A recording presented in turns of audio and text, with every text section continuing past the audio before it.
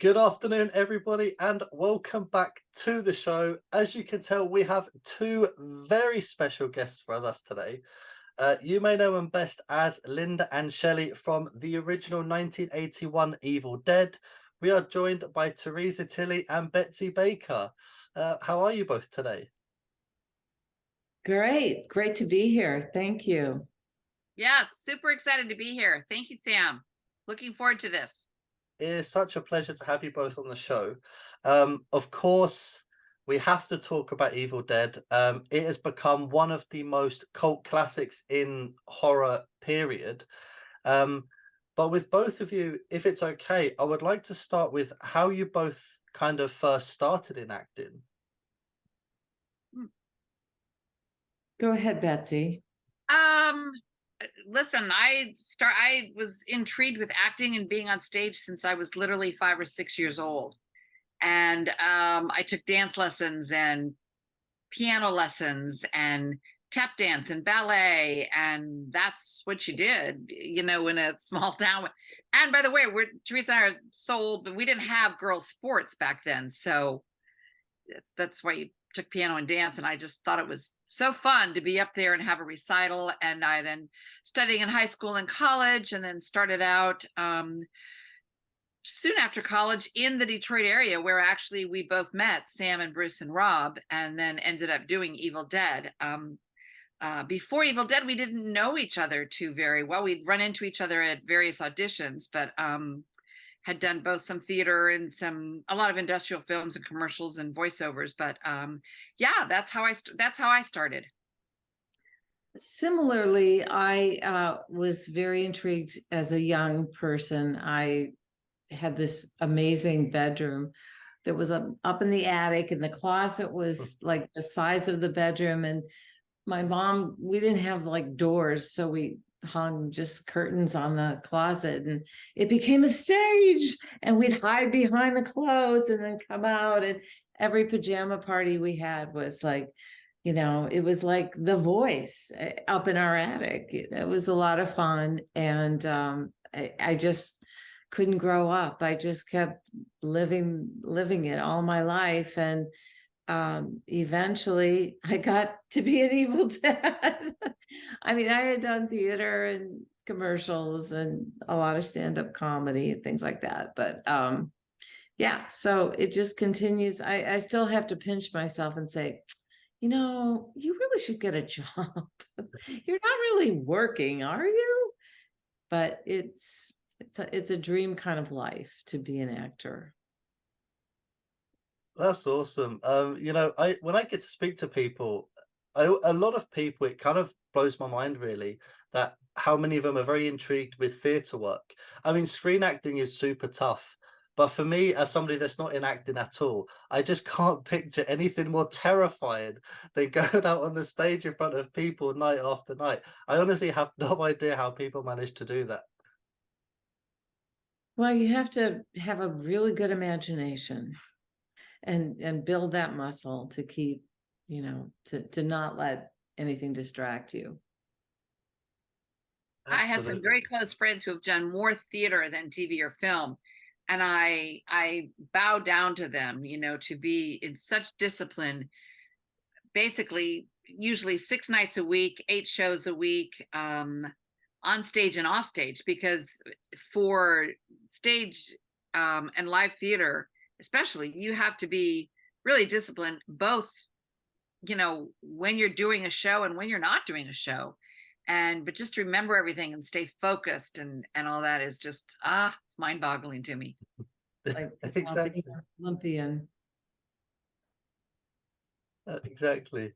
Um, you know, so for you, whether it may have changed from when you were sort of starting in the industry to maybe now, but who inspires both of you? Um, well, we've talked about this before. I'm very inspired by some of these women like Carol Burnett, who had their own show and um they were able to kind of create their own path by their talent. And they're funny and they're deep and emotional and brilliant. So I would say Carol Burnett and other women like that. Yeah, actually, I had just mentioned Carol Burnett recently. You know, they were television back, you know, was still only very, very new 50 years ago. And when you have people, females, especially females like the Carol Burnett's, the Lucille Balls, the Betty Whites. I mean, you know, there were a lot of people in America, especially that just adored Betty White just because she was so sweet and kind and elderly. But she actually had to knock down and tear down a lot of doors. You know, Mary Tyler Moore, some of the comedians, the female comedians, you know, honestly, even the Joan Rivers and the you know, the Toady Fields and the Phyllis Dillers of the 60s and the 70s,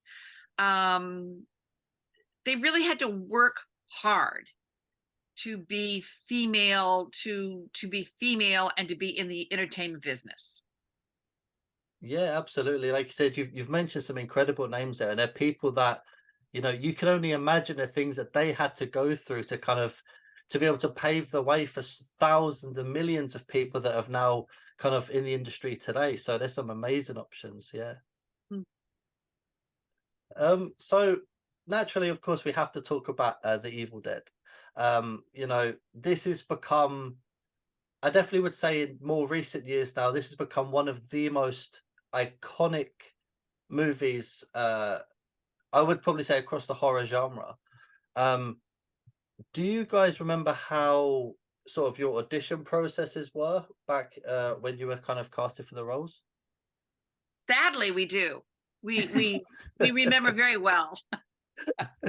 And they're a little bit alike and they're a little bit different. I'll go first. We were both in the Detroit area. We were, like I said, doing industrial films and commercials and voiceover, and you know, Teresa was doing stand up and things like that. And my agent called and said there are 3 young gentlemen that are interested in doing a feature film and they'd like to meet you. So I was waiting for the audition time and I was waiting for the audition, you know, the scenes and everything. They said, no, they just want to meet you at a restaurant. And I went, ooh, that's kind of weird. That's kind of strange. Because no, I think it'll be fine. But they want to meet you like on a 4 o'clock on a Thursday afternoon I think it was actually September.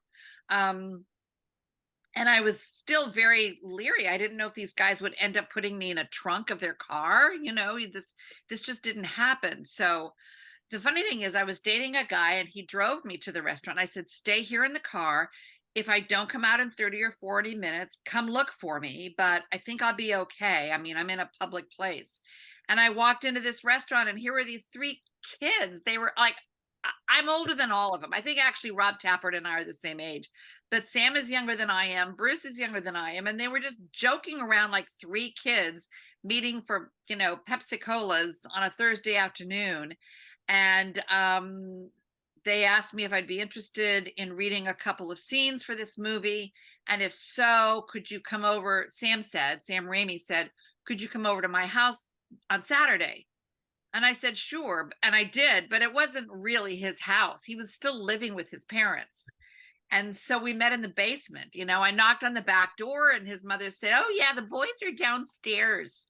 And I walked down and I read a couple of scenes and they offered me the part that day, but it was different than any other thing that I've experienced ever.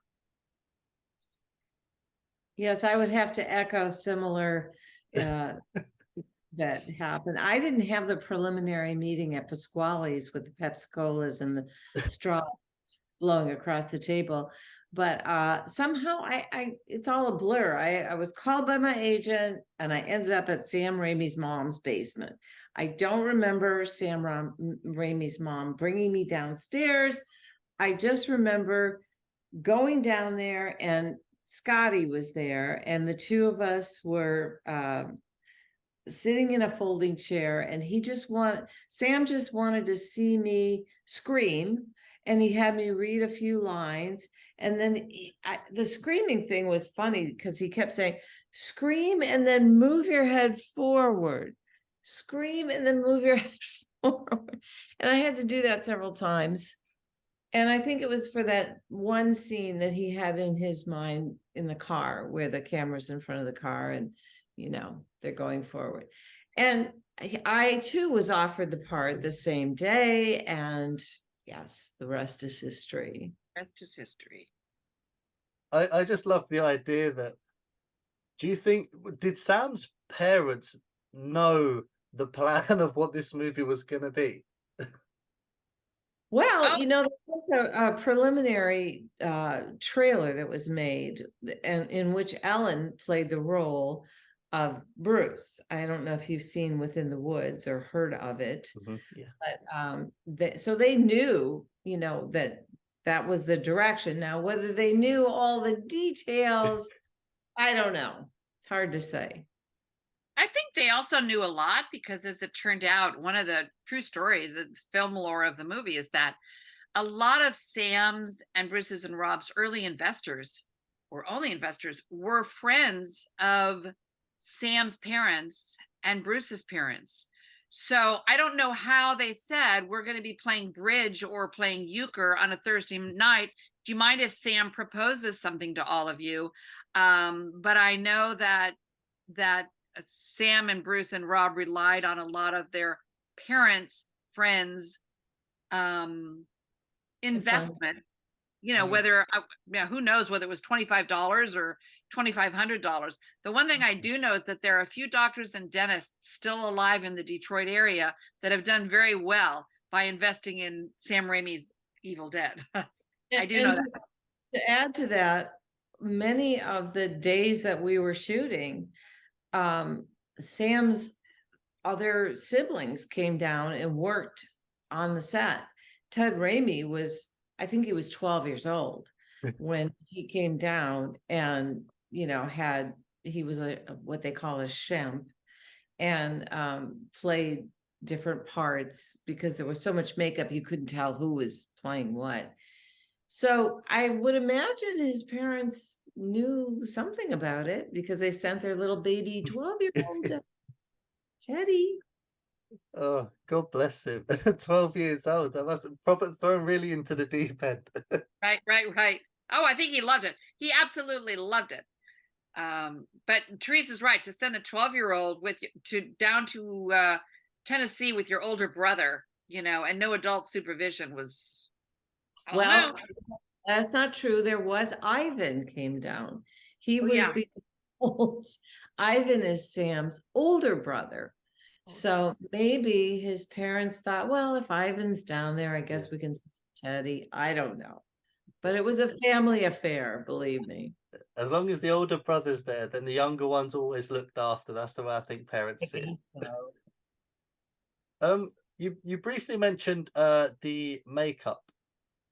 So obviously in this movie, both of you kind of portrayed psycho demons, and the prosthetics, even for then, looked quite intense, especially with the eyes. How was that for you to kind of go through the prosthetics, and how was that kind of for you? Did you have any sort of challenges you faced when you were wearing them?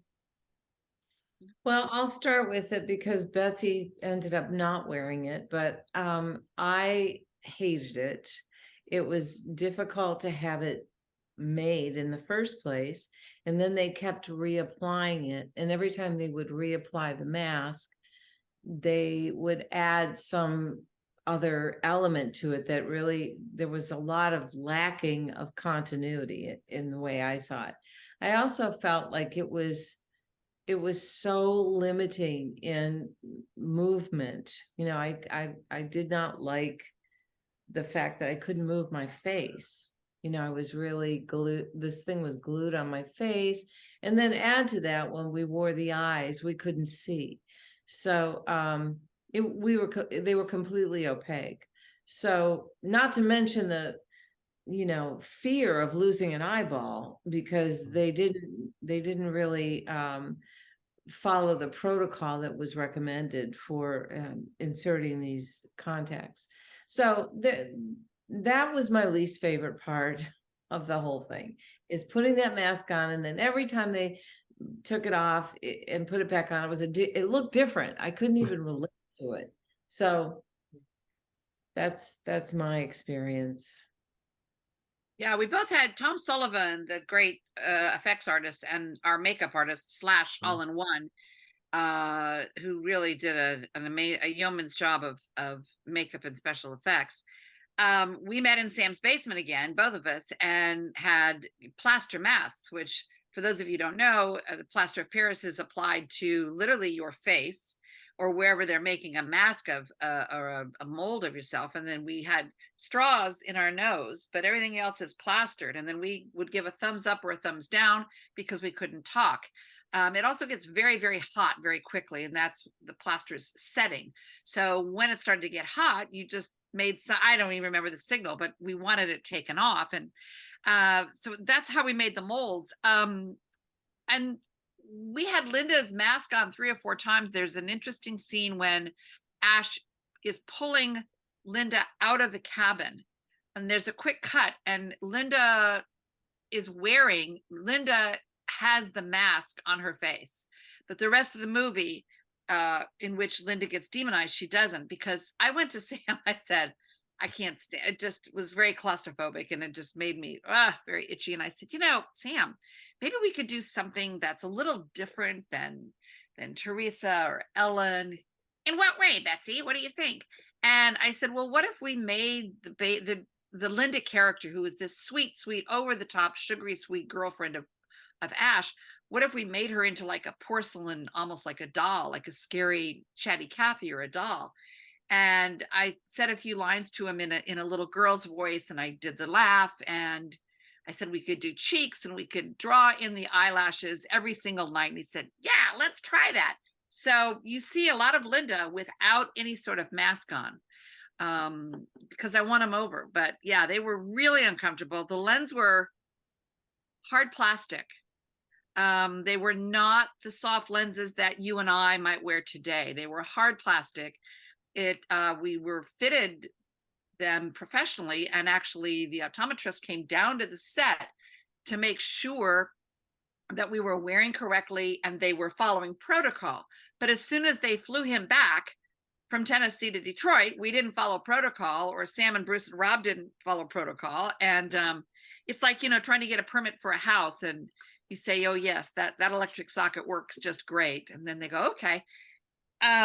So they were very, very uncomfortable, very, very hard to use. And you obviously, as Theresa said, you could not see a thing once you had these lenses in. So all of Theresa's parts, her screaming, her fighting, her battling, it was all done in the blind, as was, my running scene with Bruce in the cabin when we're fighting with the saber. We had no idea what we were doing or where we were ending up. Yeah, that's something I was going to mention, actually. So when both of you kind of performed your own stunts, both of you had separate sort of fighting scenes. How on earth did you manage to do that if you could not see? I still question that one scene where I jump on Scotty in the shower, and I don't know how I did it. Honestly, I still don't know. Well, I remember rehearsing, both of us rehearsing them. And then we rehearse them with our eyes closed. So you'd get a sense of like, take 3 steps to the right, take 1 step to the left, or jump up. But, a lot of trust. There was a lot of trust and a lot of hit and miss. And of course, the person that was seeing, meaning Hal Delrich playing Scotty and Bruce Campbell playing Ash, they had to work around the fact that we may not have taken 1 or 2 steps in the right direction and whatever, but because we were totally couldn't see. And there's a thing about Ellen. She had to flop backwards into the cellar, and she missed and hit her head, and she's still alive, obviously, but I it could have been a lot worse. Let's just say that. Yeah, no, absolutely. And with the sort of the vibe of the movie, and as you said, going through these kind of processes where you're having to wear prosthetics and kind of work blind, to be honest. What was the general feeling on set? Was it like a quite a tough set to work on? Was it quite like a jokey, jovial set? How was it like working on it? I would say it was a combination of jokey, jovial, and tough. And the jokey, Mhm. jovial helped us get through the tough because there was, and Bruce was, I would say, the leader of keeping us all kind of light and happy. And um, if you got down, which we often would because it was tough, he would find a way to kind of make us laugh and bring us all together. Would you say that, Betsy, too, that Yeah, he? absolutely. Absolutely. For the most part, it was a jokey jovial. I was a very, very small crew. Um, the same people were on the set all the time. And we were in support of a project that we all agreed wanted to be done. And we would do pretty much anything to get it done. We had no idea of the scope of its popularity later, but we were Mhm. in there. We had made the commitment. We had packed our suitcases. We had agreed to go in and clean the dirty cabin. We had agreed to do this scene and that scene and do it. So let's power through. And there were nights when you just got, slap happy and we're laughing, and some of the takes were just so silly. It was hard not to laugh. But there were other times when people would get really fatigued and Mhm. tired, and you felt almost as an actor sometimes. And I'm sure many the crew, which were Sam and Bruce and Rob's friends, taken advantage of. You were tired and grumpy. We didn't want to go up that hill and shoot one more night. We didn't want to shoot tonight because it was wet and rainy and cold, and we didn't want to shoot another night because we'd had a lousy dinner and we were starving already and we hadn't even started shooting. So, I mean, T's right. It was a combination of jokey jovial and get me out of here. An incident that I always talk about because I was the one nailed under the floor, and so was Bruce, and so was Rob, and I think Teddy was under there too. They were my scattered body parts, and I had the contacts in, I couldn't see, and there was never anybody yelling cut, and it was just going on and on. You just had to keep moving your head, going, "Eh." And then I finally said, "What's going on?" And Sam and Tim Philo, who was our wonderful cameraman, had both fallen asleep. Yes, they had fallen Oh asleep. my We were so God. tired some nights. And so Yeah. they had been up and they just were waiting for something to move or something to settle or a light to be, you know, taken care of before they rolled action, and they'd actually drifted off to sleep. That kind of thing. It's funny now, but when you're nailed under the floor with Oh, stuff in your eye and worms crawling on you. yeah. That is literally the definition of some people's worst nightmares. Is being in a horrible, uncomfortable situation, being locked away, and then you have what you feel at that time is anyone here to help me? Has everyone just Right. left? Yeah. You're Yeah. afraid to say, like, Yeah. "Hey, guys," because you think that he's still filming. Mhm. I didn't want to ruin the take. I mean, I don't know. It's funny. Yeah. Do you remember what the film schedule was like? Like how long it took to produce or to film your all of your scenes? Oh, yes. We actually both remember very distinctly. I think we were contracted for about 3 or 4 weeks of work. Yeah. And that started right around the middle of October of 1979. And we worked almost every day. We sometimes had a Saturday, Sunday off, and we had Thanksgiving off, but I worked up until Christmas Eve day when I said, "That's it. I'm done. I'm out of here. Get me home."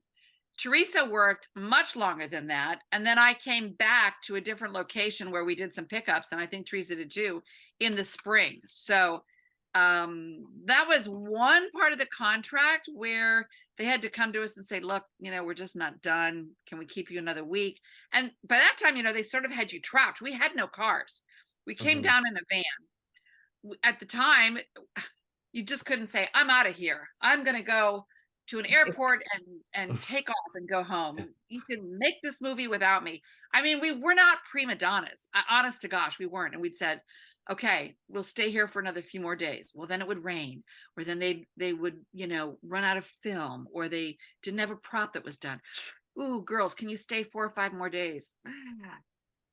It What are just you went on and on and on. It really did. Yeah, it really did. But we did it. We Oh, did it. yeah, you got through it in the end. We did.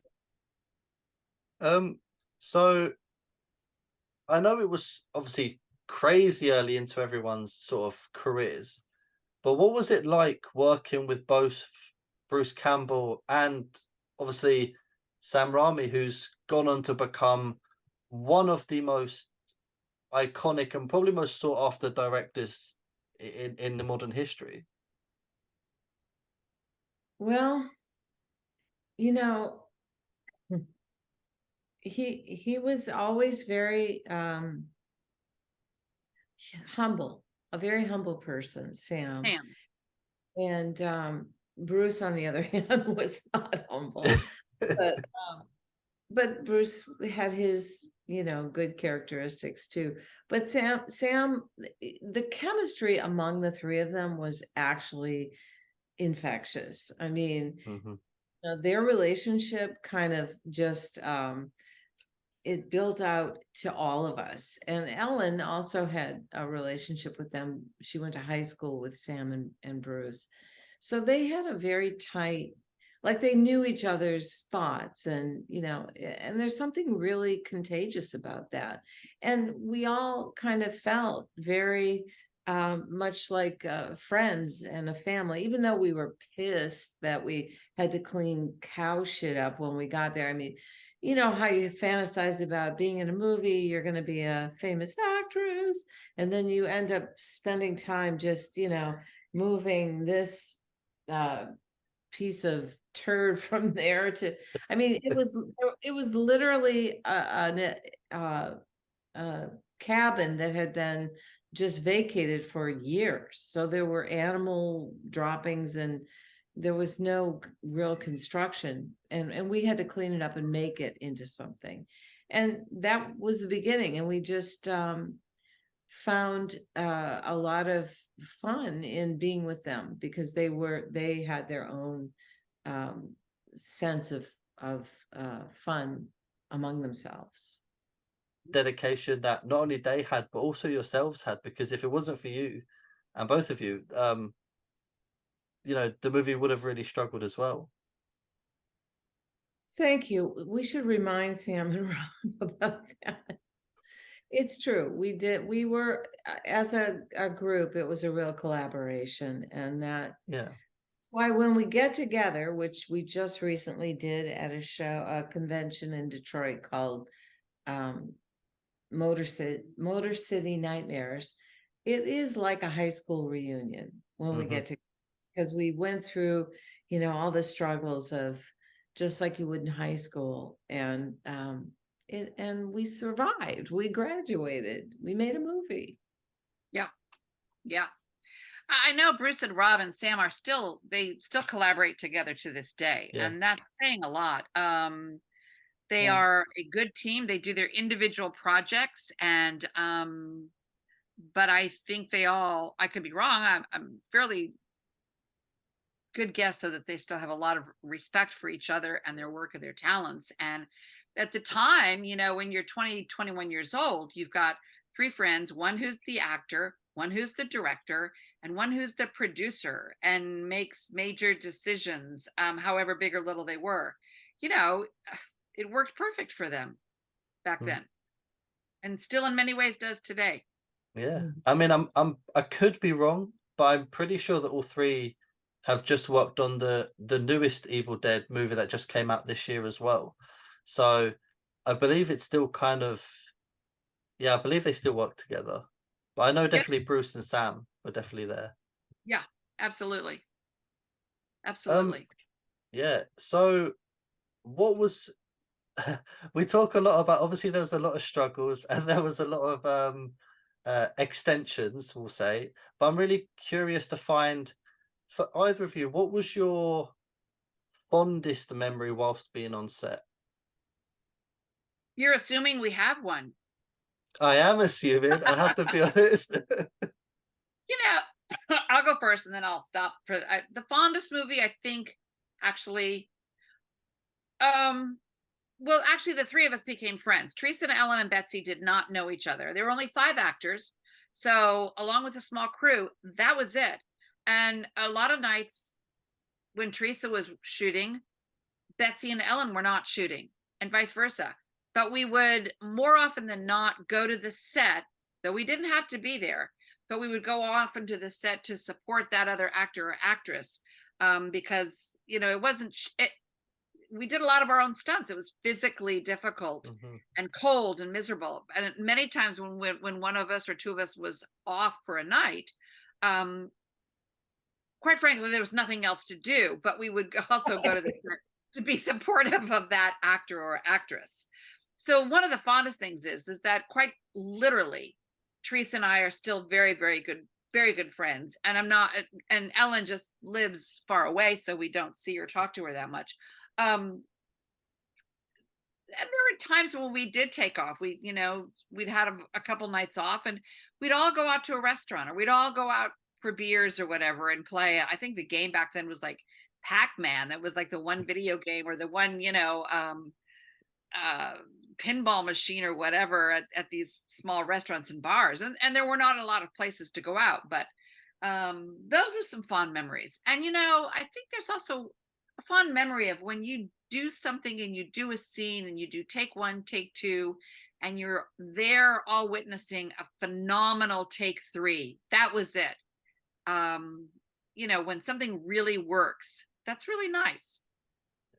I remember, I agree with everything Betsy said, and really the friendships did build, and we became very supportive of each other. I'll never forget the night we have a picture of Betsy when she was buried alive, and Ellen and I were there. It was so cold, and she had to be in her negligee, and we would just like hold her to keep her warm before she had to take on the scene, because there was no like trailer or heater or blankets. I mean, it was very, very primitive. But one of the things that was very sweet, that's fond, I remember fondly, was Thanksgiving Day. It's a holiday that you kind of treasure as an American, and it was the first time I had been away from my family on Thanksgiving. So we were invited by some friends of the people making the movie in Tennessee, and they made a turkey dinner for us, and we all went as a group. We all cleaned up. Nobody was wearing a mask or holding a camera or had a sound boom mic. We all were just ourselves, and it was really the only time that we all let our hair down and just enjoyed each other and celebrated Thanksgiving. It was really a memorable moment. I would That's totally agree. yeah, that's for me, for somebody that obviously, a big fan of the movie, and obviously speaking with you both as well. That's a really cool thing that I guess you all shared, was having that moment where you were all there supporting each other regardless of what sort of was happening, the circumstances you were in. And I suppose for both of you now, a fond memory probably is that you all survived going through what you went through, and it's become, and I think it's very important as well for fans to hear this kind of stuff, because it really puts a new perspective on, wow, like this is what they had to go through to get this end product. So it's really cool that you all kind of had each other. Yeah, we actually had each other from the very beginning, literally starting from the drive down. We were the only females. There were no other females ever Mm. on the set. All of Sam and Bruce's, Rob's friends and crew and family were males. And it was us. And to this day, it's us. And it's always We feel really grateful in so many ways that in reliving this iconic film over the years and attending these conventions all over, is that and I know this sounds silly, but it's really nice to do them with Theresa and when we did them with Ellen, because it's just a friendship that, you know, we leave the convention, we go home, we have our separate lives, and then we know in a couple months we're going to meet again, and we spend the weekend with each other. And we have a lot of adult friends who are quite envious of that, you know, getting away for the weekend and spending time with each other. I tell you, it would be much more challenging. You're absolutely right, Sam. If one or two of us just did not get along and just really, you know, uh, it didn't match well, but we all seem to be hanging in there really well and hung in there really well. Was there any, and again, if this isn't kind of to put you in a either of you in a tough spot. Once the movie was finished filming, whether it was released is for me maybe might not be irrelevant in this part.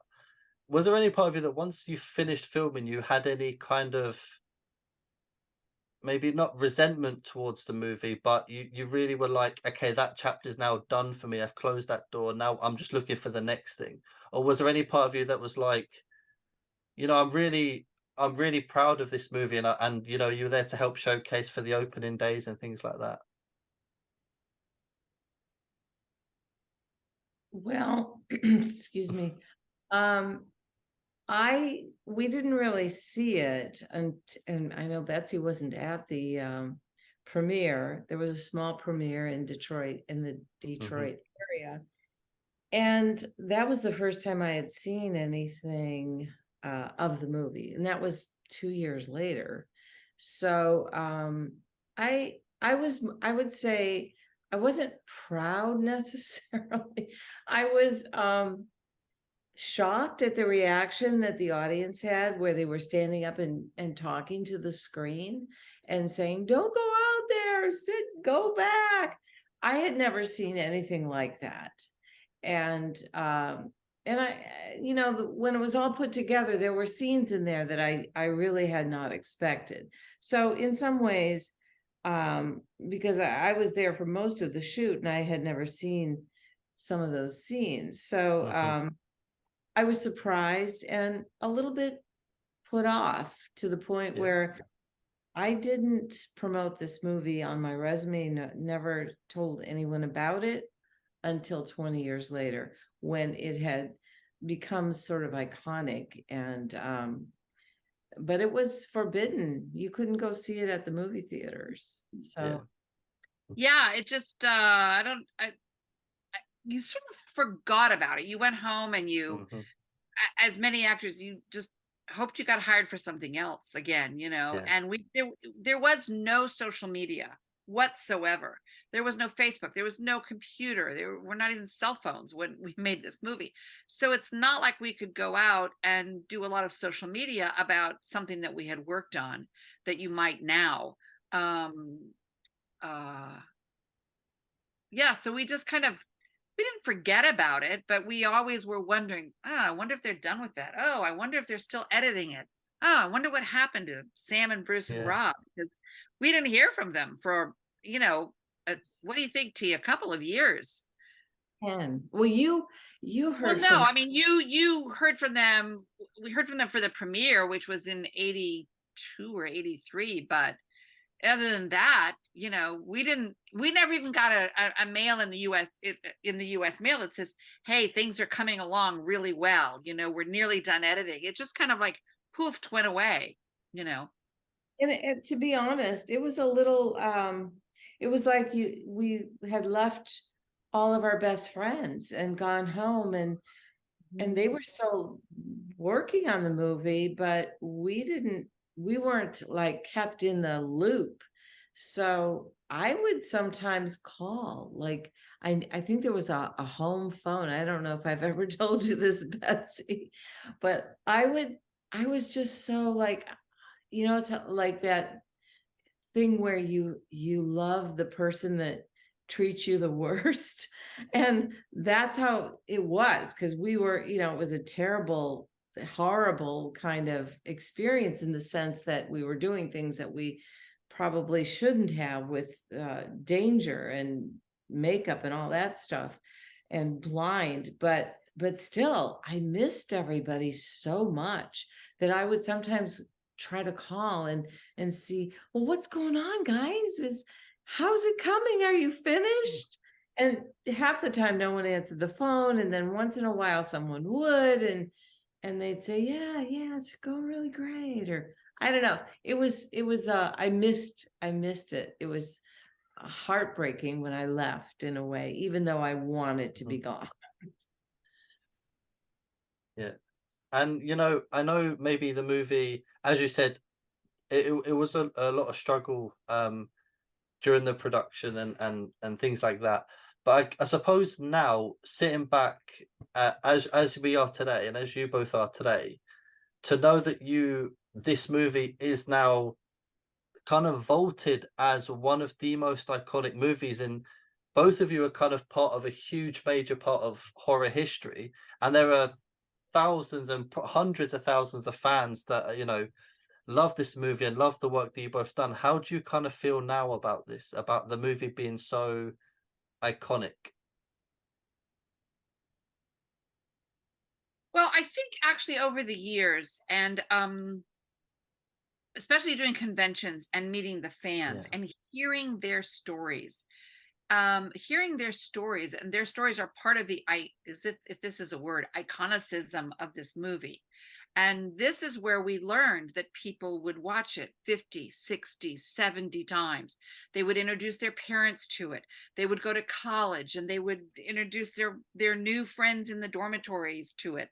They would get married. They would have girlfriends or boyfriends that became their spouses and introduce them to it. And for me anyway, when I started to hear their stories of, it wasn't even, you know, their love of horror or love of a particular scene. It was just, you know, their enjoyment of the movie and what it did for them. It started to paint a picture for me and quilt together what the meaning was, and some of the reasons why it is so iconic.